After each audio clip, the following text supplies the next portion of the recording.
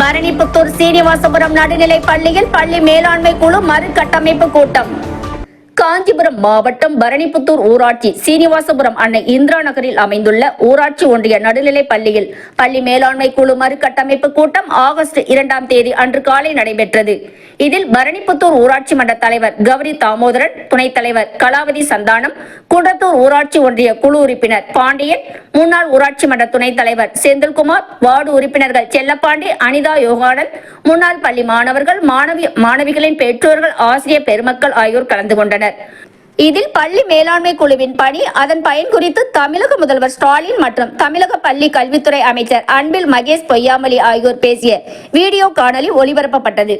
கூட்டத்தில் ஊராட்சி மன்ற தலைவர், துணைத் தலைவர், ஒன்றிய கவுன்சிலர், வார்டு உறுப்பினர் ஆகியோர் பேசுகையில், தமிழக அரசு பள்ளி கல்வித்துறை சார்பில் நமது பள்ளிக்கு மாணவர்கள் பயன்பெறும் வகையில் பல்வேறு நலத்திட்டங்கள் வழங்கியுள்ளது.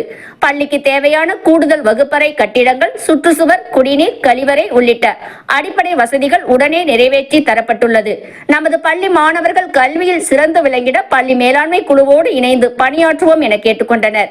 பள்ளி தலைமை ஆசிரியர் சுமதி பேசுகையில், பள்ளி வளர்ச்சிக்கு மிகவும் அவசியமான பள்ளி மேலாண்மை குழு தலைவர், செயலாளர், பொருளாளர், துணைத் தலைவர், உறுப்பினர்கள் பதவிக்காலம் முடிந்து தற்போது 2024-2026 ஆண்டுக்கான புதிய நிர்வாகிகளை தேர்ந்தெடுப்பது குறித்தும் 2 ஆண்டுக்கு ஒருமுறை நடைபெறும் பள்ளி மேலாண்மை குழு அமைப்பதற்கான கூட்டம் வருகின்ற 2024ஆம் ஆண்டு ஆகஸ்ட் 31ஆம் தேதி அன்று பள்ளி வளாகத்தில் நடைபெற உள்ளதால் அதில் பள்ளி மேலாண்மை குழு நிர்வாகிகள் 24 பேர் நியமிக்கப்பட உள்ளதாகவும், அதில் முன்னாள் பள்ளி மாணவர்கள், மாணவர்களின் பெற்றோர்கள், வார்டு உறுப்பினர்கள், மாற்றுத்திறனாளி குழந்தைகளின் பெற்றோர்கள், மகளிர் குழுக்களை சேர்ந்த பெண்கள் ஆகியோர் தவறாமல் கலந்து கொள்ள வேண்டும்.